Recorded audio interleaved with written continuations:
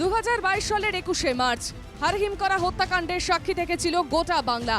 বীরভূমের বকটুই গ্রামে প্রথমে বরশাল পঞ্চায়েতে তৃণমূলের উপপ্রধান ভাদু শেখকে গুলি করে হত্যা করা হয়। অভিযোগ, এরপর গ্রাম জুড়ে চলে ভাদু শেখের অনুগামীদের উন্মত্ত তাণ্ডব। বেছে বেছে ভাদু শেখের বিরোধীদের বাড়িতে আগুন ধরিয়ে দেওয়া হয়। উদ্ধার হয় 10 জনের তালগোল পাকানো দেহ। এরপর পেরিয়েছে 2 বছরের বেশি সময়, এখনো অমলিন বকটুইয়ে সেই ভয়ঙ্কর নৃশংস স্মৃতি। সেই বীরভূম ফিরল বকটুইয়ের স্মৃতি। এবার বোলপুরের নতুন গীত নামে আব্দুল আলিমের বাড়িতে আগুন ধরিয়ে দেওয়ার অভিযোগ। পুরে মৃত্যু আব্দুল আলিমের স্ত্রী ও ছেলের। দেখি আমার অন্য রুমটাতে দাও দাও করে আগুন জ্বলছে, দরজাটা লক হয়ে গিয়েছে। দরজাটা আমি খুললাম, তখন দেখছি আমার মা নিচে ছটফট করছে। আমার মায়ের বডিতে একটা তো চামড়া ছিল না। আমার ভাই বিছানায় ছটফট করছে। আমার আব্বা তো এধারে একটা লোহার দরজা আছে, ওইটা খুব কষ্ট করে খুলে না, এমনিতেও খুব কষ্ট করে খুলেছে, সেখানে খুব ছটফট করছে। শুক্রবার সকালে আব্দুল আলিমের বাড়িতে যান বীরভূমের তৃণমূলের কোর কমিটির সদস্য সুদীপ্ত ঘোষ। পরিবারের সদস্য এলাকার বাসিন্দাদের সঙ্গে কথা বলেন তিনি। তৃণমূলের কোর কমিটির সদস্য ঘুরে যাওয়ার পরই নতুন গীত গ্রামে যান বীরভূমের জেলা পরিষদের সভাধিপতি কাজল শেখ। আক্রান্ত পরিবারের পাশে থাকার আশ্বাস দিয়েছেন বীরভূম জেলা পরিষদের সভাধিপতি।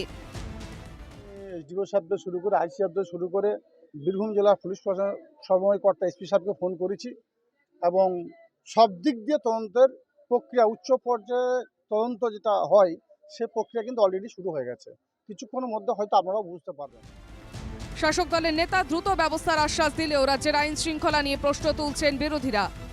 মমতা বন্দ্যোপাধ্যায়ের রাজত্বে যেভাবে একের পর এক ঘটনা ঘটছে, সে কুচবিহার থেকে শুরু করে আমাদের সন্দেশখালীর ঘটনা বলুন, সেটাও পুরনো হয়নি বেশি দিন। বকটুইয়ে কী ঘটনা ঘটেছিল, তারপরে একের পর এক যেভাবে হ্যারাসমেন্ট করে মানুষকে পিটিয়ে মেরে ফেলা হচ্ছে, মব লিঞ্চিং যাকে বলে, সেই ঘটনা, বা চোপড়ার ঘটনা যেখানে মানবাধিকার কমিশন গতকাল আসতে বাধ্য হয়েছে।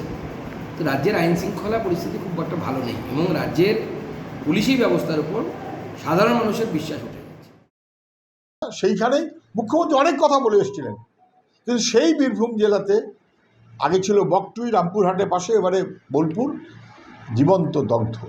পশ্চিমবাংলায় মানুষের কোনো নিরাপত্তা নেই। যারা অপরাধী তারা মনে করে এবং বোঝে যে তাদের নিজেদের মতন সরকার, তাদের স্বার্থের জন্য সরকার, ফলে এভরিথিং ইজ অ্যালাউড। জীবন্ত দগ্ধ পুড়িয়ে মারল মা এবং ছেলে। না, যদি যে অন্যায় করেছে তাকে গ্রেপ্তার করা হয়েছে, সেটা কোনো অন্যায় দেখি না। বরং আমাদের ইন্টেলিজেন্স যাতে আরো ভালো কাজ করে, যাতে করে যারা অপরাধী তাদের গ্রেপ্তার করে, এটাই তো আমরা চাই সকলে।